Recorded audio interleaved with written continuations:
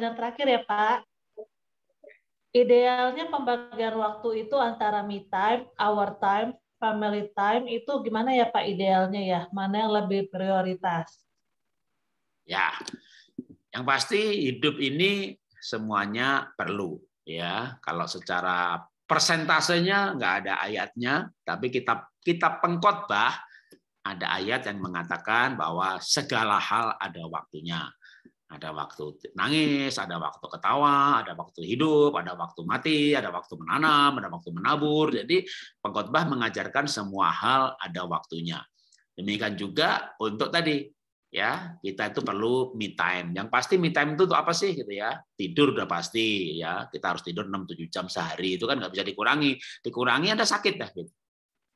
Kita harus bekerja kantor ya 8 jam sehari, udah nggak bisa dikurangin lagi dah. Anda bolos kerja demi keluarga, Anda bolos kerja demi gereja, ya nggak bisa. Jadi beberapa hal yang harus itu udah pasti diplot. Nah, tinggal waktu sisa-sisanya ini buat apa gitu ya.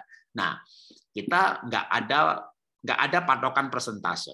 Kalau saran saya, mana yang paling bermasalah, yang paling itu yang lebih dibeli banyak waktu.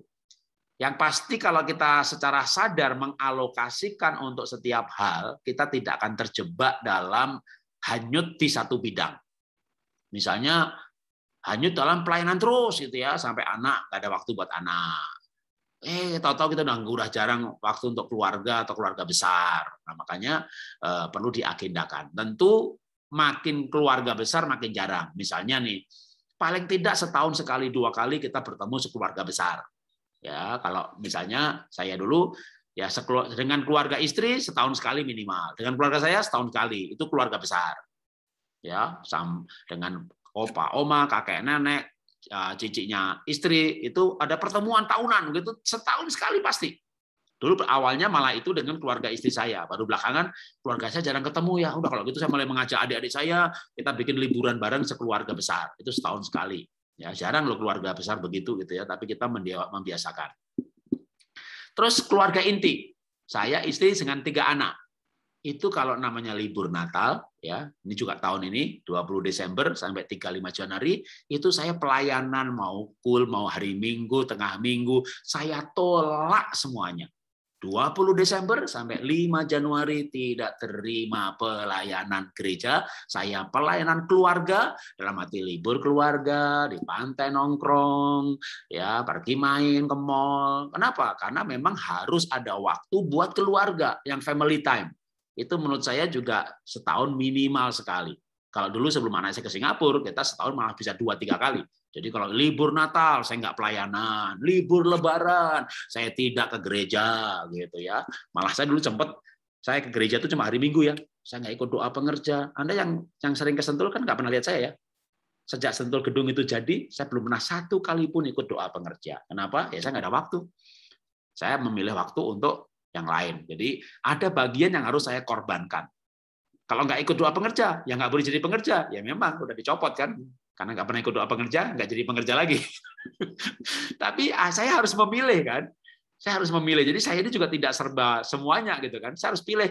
Saya mundur dari pengerja gereja kalau gitu ya. Tapi saya bisa pelayanan.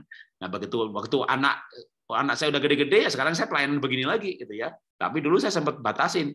Misalnya hanya Sabtu Minggu gitu ya. Waktu anak-anak saya masih usia SD butuh banyak pendampingan, libur sekolah saya nggak pelayanan. Libur Lebaran nggak pelayanan, libur Natal nggak pelayanan.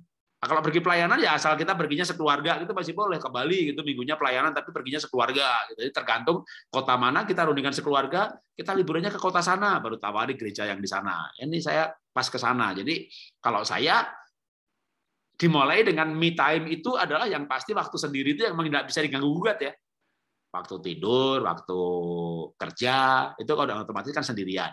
Nah terus ditambah lagi doa pagi, baca Alkitab sendiri. Ada orang yang saat teduh pribadi sampai lama, setengah jam, 1 jam, ya yang dia menikmatin begitu.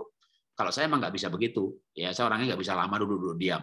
Saya paling baca Alkitab 1-2 menit, 3-4 menit, baca beberapa kalimat, tapi dulu pernah ngafalin Kejadian sampai Wahyu. Nah, kalau sekarang saya hanya membaca beberapa ayat, nah sambil olahraga ayatnya tak renungin lagi. Saya nggak bisa orang duduk diam. Saya orangnya kinestetik. Jadi Tapi saya baca ayat, beberapa ayat itu saya pakai untuk direnungin hari itu, gitu ya. Nanti sambil duduk, sambil lukis, renungin ayat lagi, sambil setir mobil, renungin lagi. Jadi saya orangnya nggak bisa satu hal hanya satu, gitu ya. Jadi me time-nya kadang bisa efektif sambil ngapain, itu me time saya untuk yang tadi renungin firman Tuhan. Jadi nggak ada batasannya idealnya persen-persen, tapi Anda harus bikin agenda. Semua hal itu harus ada. Jadi Alkitab berkata semua hal ada waktunya. Nah sekarang Anda bisa lihat sekarang. Waduh saya nggak pernah libur keluarga. Berarti mulai tahun ini, tahun depan agendakan. Ya, kalau udah lama enggak bisa dibanyakin setahun 3 kali. Gitu ya. Nanti boleh kalau udah rutin setahun sekali. Apalagi kalau anak-anak masih yang paling penting sebenarnya kalau anak sudah SMP agak berat ya. Kecuali cukup kreatif. Jadi waktu anak saya udah mulai SMP, SMA, kita perginya Arung Jeram, ke puncak gunung, tempat-tempat yang instagramable, supaya anak juga bisa update Instagram mereka. Tapi yang paling enak ketika anak masih di bawah umur 10 tahun sebenarnya.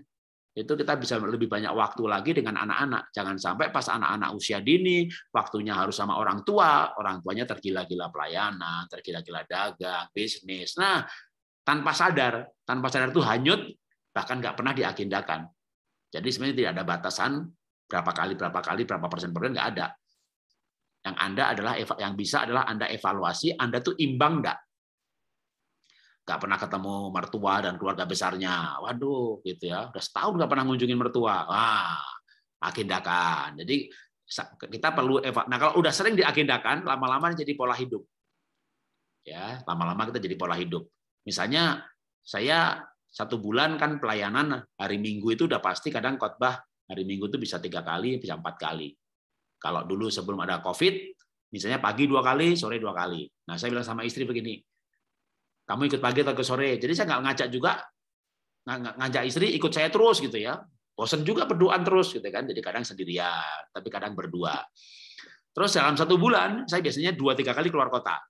Nah, saya bilang sama istri, nih bulan depan ada 4 kota. Bahkan kadang yang hari Minggu 2 kali, yang tengah minggu ada 1 kali. 1 bulan saya bisa 4 kota, 5 kota. Saya bilang sama istri, pilih kota mana yang kamu ikut. Jadi kita pasti ada overtime-nya yang pergi hanya berduaan, gitu ya. Anak ditinggal, kita pergi pelayanan, kita berdua, kita nikmati berdua. Jadi itu kita bisa agendakan begitu. Ya. Tapi kalau enggak, ada loh pendeta kemana pergi sendirian, terus nggak pernah berdua, gitu ya. Tahu-tahu pernah tuh.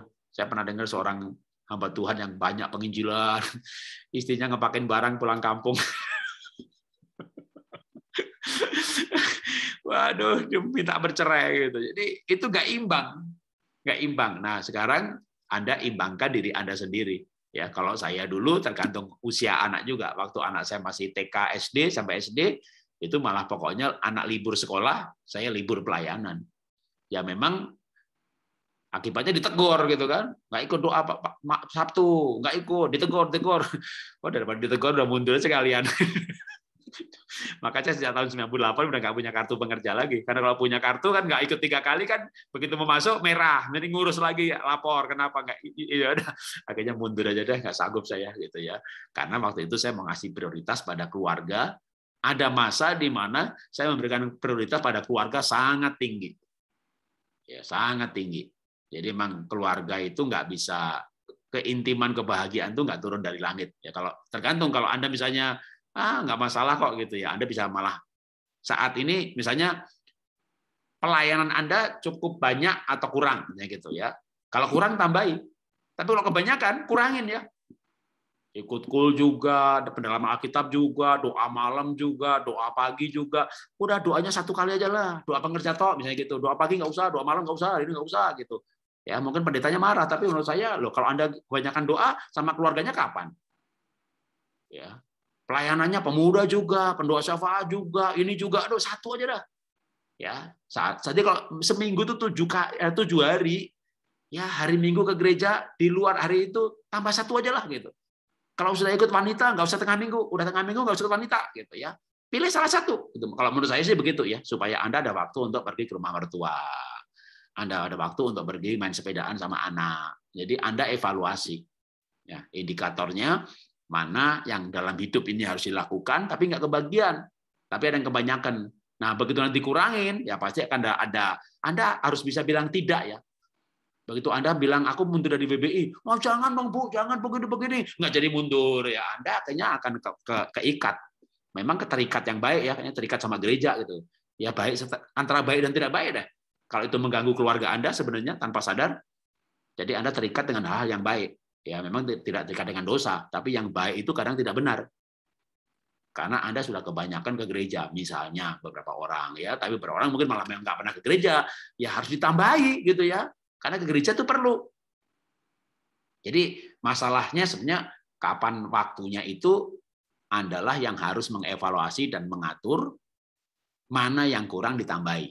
Ya, sebagai contoh yang gampang misalnya gini, kalau anak tuh sampai komplain, mama tuh pergi terus, itu berarti Anda kurang waktu buat anak. Atau anak bilang, papa tuh nggak adil. Papa itu adil, nggak bisa. Yang keluar dari mulut itu meluapnya dari hati. Kalau anak berkata mama tidak adil, berarti memang mama itu tidak adil. Nah, kita harus mengubah keadilan. Jadi lihat respon sekitar kita.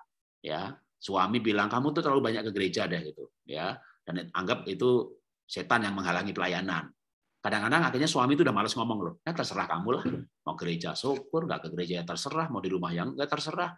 Mungkin dulu dia pengen makan bareng, pengen makan tuh piringnya disiapin, tapi ibu sibuk di gereja, ditegur malah marah. Akhirnya udah ya terserahlah. Nah, bahaya kalau pernikahan sudah terserah. Akhirnya apa? Sudah malas ngomong, malas membicarakan.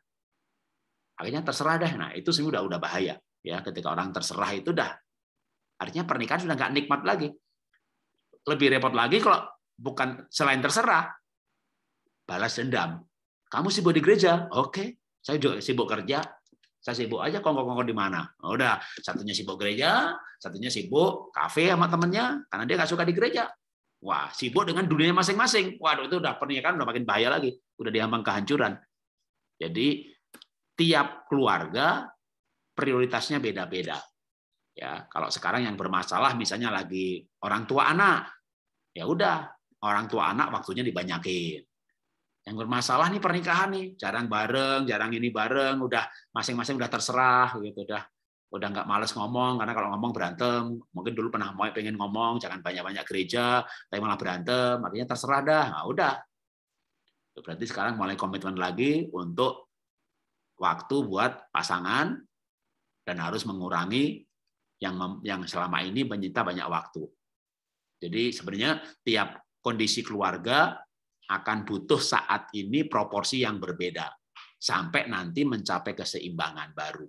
Ya, jadi sekarang ini masing-masing perlu mengevaluasi yang membuat pernikahan tidak nikmat itu sebenarnya apa yang terdistorsi. Ketika hubungan orang tua anak bermasalah, pernikahan ikut bermasalah. Ketika anak merasa bahwa ayahnya terlalu sibuk, ya nanti masalah anak ini pasti merembet juga masalah pernikahan. Jadi berbicara menikmati pernikahan, kembali saya akhiri dengan tadi adalah perlunya me time, perlunya our time, dan perlunya family time. Ini 3 hal yang harus dilakukan semuanya, tapi saat ini mana yang perlu diprioritaskan tergantung evaluasi Bapak Ibu terhadap areal mana yang selama ini sangat kurang. Ya, diberikan porsi lebih supaya setiap hal ada waktunya. Ya, Tuhan memberkati. Silakan dilanjutkan acaranya.